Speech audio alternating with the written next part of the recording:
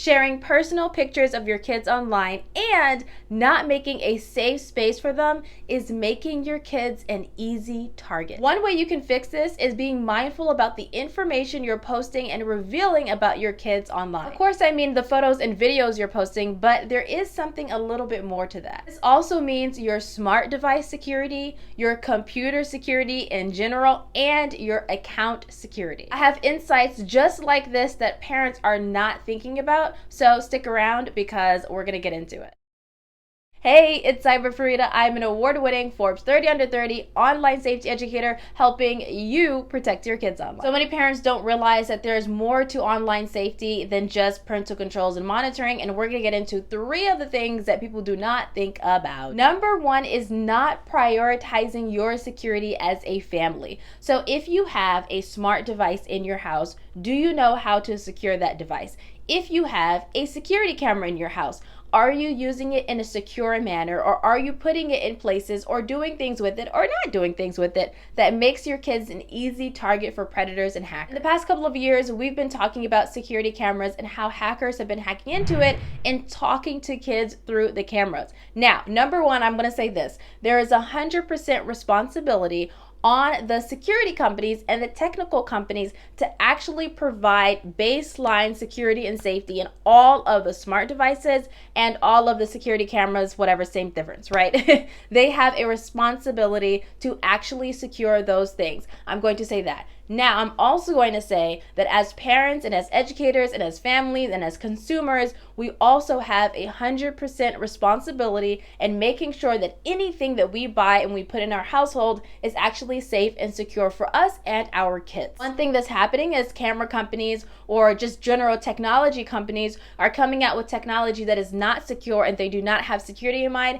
until something crazy happens, like a predator or hacker starts talking to a kid through a security camera and asking them to do some disgusting things. It should never take that incident for people to start taking security and technology seriously, especially companies. However, that's the world we live in, because how would you know that you have to do additional steps to protect your kids and your family from the devices that you put inside of your household, either for fun or for convenience or even for security and safety? If you have any smart device in your house, here are 3 things that you can do right now. I need you to write this down to protect yourself and your kids from being really easy targets. Number 1 is making sure that you have a good, long, unique password for every single smart device that you have inside of your home. Don't just put it in your home and leave it alone, and never use a password that you've already used before. This is allowing hackers and predators easy access to your home and then eventually easy access to your kids. Always check your account settings whenever you're buying a device to see what security or privacy things that you're going to have to enable to make it more secure. Many times they have things that you can use, some features to make it more safe, but they don't auto-enable it, so you're going to have to do that yourself. One feature to look out for is 2-factor authentication. That just means 2 ways of logging into an account to ensure that you're the correct person, you're the authorized person to log into the account. Third thing is actually looking at your internet and making sure that it has the correct passwords, really long, really unique passwords. You don't just want your router to have the default passwords that it actually came with. So anything that you get, any technology, any tech, any account that you have, the first thing you want to know is that your actual baseline, your security of the account is there. Passwords actually is a really big issue. This also goes into computer security and account security. So anytime you have to log into anything, always think about, am I having the right passwords? Am I storing it correctly? And is there any additional security and safety and privacy things that I can enable to make this more secure for my kids?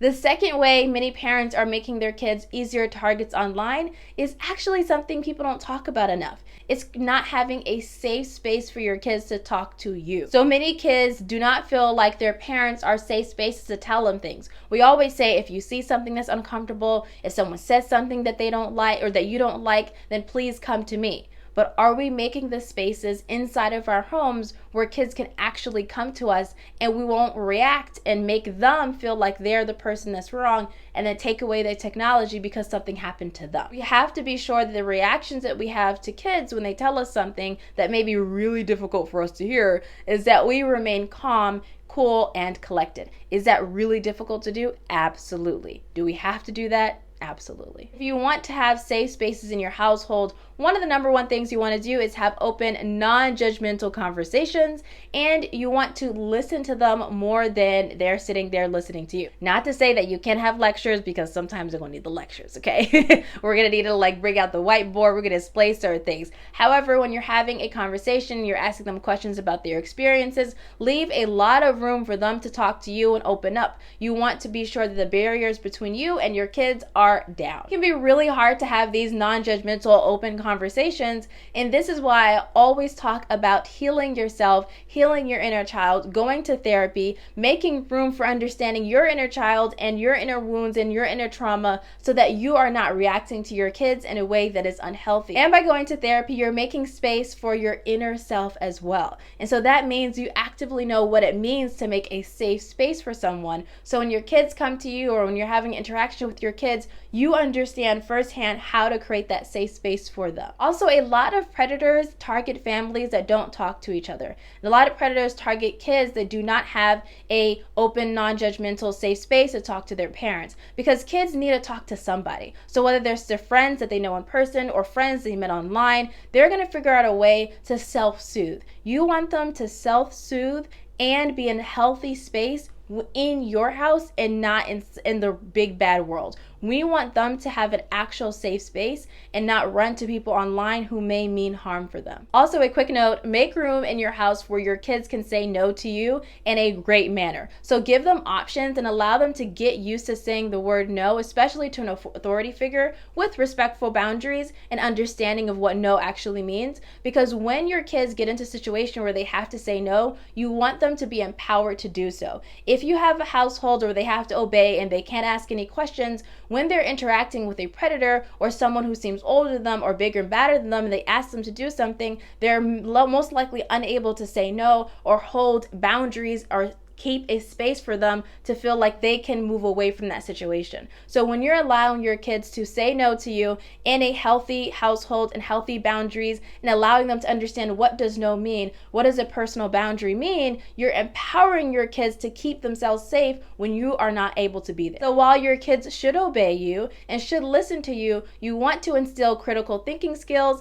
and you want to instill personal boundaries and self-regulation and all of the things that they need in order to protect themselves offline and online. The third way you're making your kids an easy target online is actually sharing photos of them in the online space. We often say teens should not overshare, but as parents, there's something called sharenting, which is you sharing way too much information about your kids online. There are a couple of photos that you should never, ever share about your kids online.